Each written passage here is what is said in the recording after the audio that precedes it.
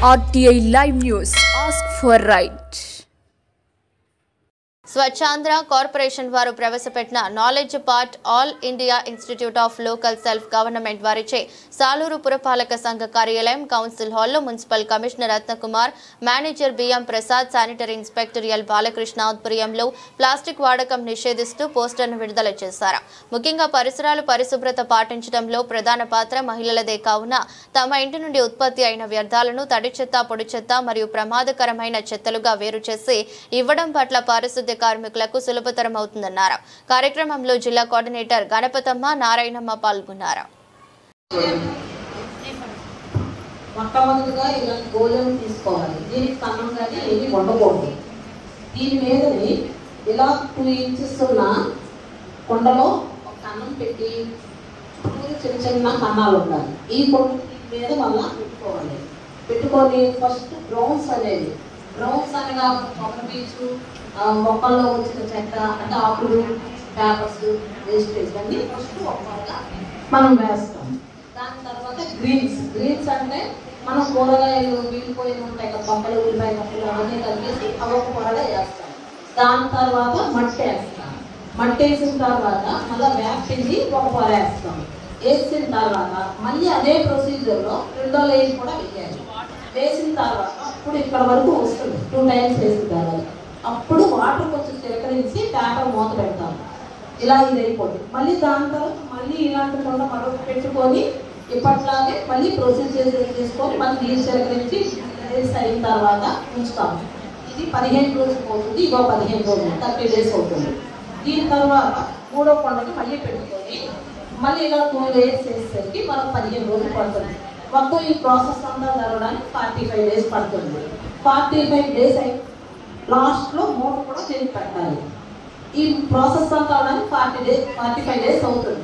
45 days అయిపోయిన తర్వాత ఈ ఫస్ట్లో ఉన్నది మాత్రమే మనకి ఈ ఫస్ట్లో ఉన్న స్టార్ట్ చేసిన కొండకి 45 డేస్ కంప్లీట్ అవుతుంది. ఇది మాత్రమే ఎరువుగా ముందు మనకు ప్రిపేర్ అవుతుంది. ఇందులోని వాటర్ అనేది లీచెక్ అనే వాటర్ వస్తుంది. అది ఒక గ్లాస్ మనం వాటర్ తీసుకొని 3 గ్లాసుల వాటర్ కలుపుకొని వాటిని బాగా మిక్స్ చేసి మనం మొక్కల్లో వేసుకోవచ్చు. మొక్కలకి వేయడానికి టెరెస్ మీద ఉపయోగించుకోవచ్చు. టెరెస్ గార్డెన్ చేయడానికి ఉపయోగపడుతుంది. టెరెస్ గార్డెన్ వల్ల ఉపయోగం ఏంటంటే మనము ఎటువంటి పెస్టిసైడ్స్ వాడకుండా మనం పండిస్తాం కాబట్టి ఆ వచ్చే ఫ్రూట్స్ కానీ వెజిటేబుల్స్ కానీ మన ఆరోగ్యానికి చాలా మంచిగా ఉపయోగపడతాయి తప్ప ఏ విధమైన హాని కలిగించదు.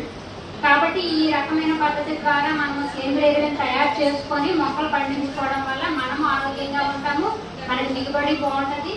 తర్వాత మనకి రాబడి కూడా ఉన్నట్టే కదా సార్. బయట నుంచి మనం కొనుక్కోసం వేస్తారు.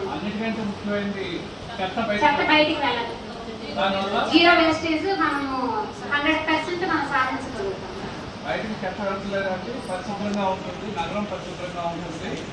ఆరోగ్యంగా ఈ పద్ధతి మీకు నచ్చిందా?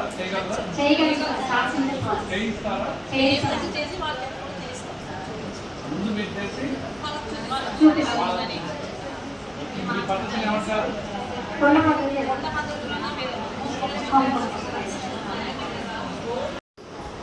రికవరీ ఫెసిలిటీ ఎంఆర్ఎఫ్ లో ఈ విధంగా ఉంటుంది.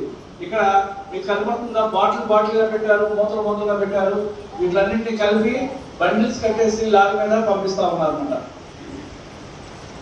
ఇక్కడ మనం చేయాల్సింది స్వచ్ఛ భారత్ మిషన్ 2.0లో మెయిన్ గా రెడ్యూస్, మన వాడకాన్ని తగ్గించుకోవాలి. రీయూజ్, పనికి వచ్చిన వాటిని తిరిగి వాడేటట్లు ఉండాలి. వస్తుందో దాన్ని రీసైకిల్ చేయాలి. ఎనర్జీ రికవరీ, మనకి ఈ వీటి నుంచి వచ్చేటువంటి ఎనర్జీ ఏదైతే ఉందో దాన్ని రికవరీ చేసుకోవాలి.